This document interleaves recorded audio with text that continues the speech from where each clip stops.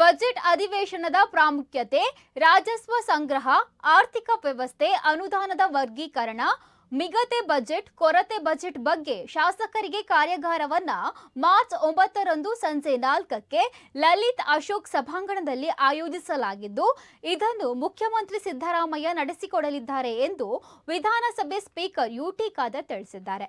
ಅವರು ಸರ್ಕ್ಯೂಟ್ ಹೌಸ್ನಲ್ಲಿ ಸುದ್ದಿಗೋಷ್ಠಿಯಲ್ಲಿ ಮಾತನಾಡಿ, ದೇಶದಲ್ಲಿ 17 ಬಾರಿ ಬಜೆಟ್ ಮಂಡಿಸಿರುವ ಸಿದ್ದರಾಮಯ್ಯ ಹಣಕಾಸು ನಿರ್ವಹಣೆ ಕುರಿತು ಶಾಸಕರಿಗೆ ಮಾಹಿತಿಯನ್ನ ನೀಡಲಿದ್ದಾರೆ. ಶಾಸಕರಿಗೆ ಇರುವ ಸಂಶಯಗಳನ್ನು ನಿವಾರಿಸುವ ಉದ್ದೇಶದಿಂದ ಇದೇ ಮೊದಲ ಬಾರಿಗೆ ಇಂತಹ ಕಾರ್ಯಾಗಾರ ನಡೆಯುತ್ತಿದೆ. ಈ ಭಾಗದ ಶಾಸಕರಿಗೂ ಈಗಾಗಲೇ ಆಹ್ವಾನವನ್ನ ನೀಡಲಾಗಿದೆ ಎಂದರು. ಸಾಲ ಮಾಡಿ ಬಜೆಟ್ ಮಂಡಿಸಲಾಗಿದೆ ಎಂಬ ಟೀಕೆಗೆ ಪ್ರತಿಕ್ರಿಯಿಸಿದ ಖಾದರ್, ಟೀಕೆಗಳು ಪ್ರಜಾಪ್ರಭುತ್ವದ ಭಾಗವಾಗಿದ್ದು ಅಧಿವೇಶನದಲ್ಲಿ ಚರ್ಚೆಯಾಗಲಿವೆ ಎಂದರು. ಕರ್ನಾಟಕ ರಾಜ್ಯದ ವಿಧಾನಮಂಡಲದ ಬಜೆಟ್ ಅಧಿವೇಶನವು 6ನೇ ತಾರೀಕಿನಿಂದ 27ನೇ ತಾರೀಕಿನವರೆಗೆ ಇವತ್ತು ಬೆಂಗಳೂರಿನಲ್ಲಿ ನಡೆಯಲಿಕ್ಕಿದೆ. ಈ ಸಂದರ್ಭದಲ್ಲಿ ನಿನ್ನೆ ತಾನೇ ರಾಜ್ಯದ ಮುಖ್ಯಮಂತ್ರಿ ಸಿದ್ದರಾಮಯ್ಯ ಅವರು ಬಜೆಟ್ ಅನ್ನು ಮಂಡಿಸಿದ್ದಾರೆ. ತದನಂತರ ಇದರ ಬಗ್ಗೆ ಚರ್ಚೆಗೆ ತೆಗೆದುಕೊಳ್ಳಲಾಗುವುದು. ಬೇರೆ ಬೇರೆ ಬಿಲ್ಗಳು ಕೂಡ ಇದರಲ್ಲಿ ಬರಬಹುದು.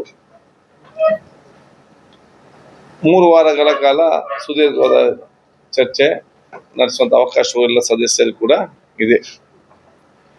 ಇದರ ಜೊತೆಯಲ್ಲಿ ಬಹುಶಃ ಎಲ್ಲ ಸದಸ್ಯರುಗಳು ಈ ಒಂದು ಅಧಿವೇಶನದಲ್ಲಿ ಸಕ್ರಿಯವಾಗಿ ಭಾಗವಹಿಸಬೇಕು.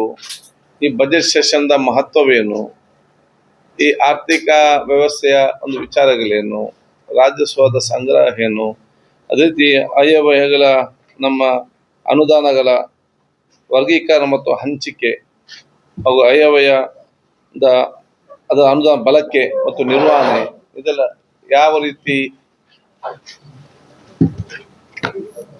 ಇರಬೇಕಂತ ಹೇಳಿಕೊಂಡು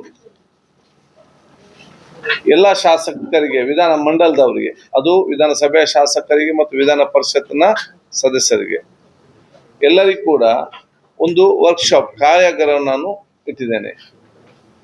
ಅದು ಸೋಮವಾರ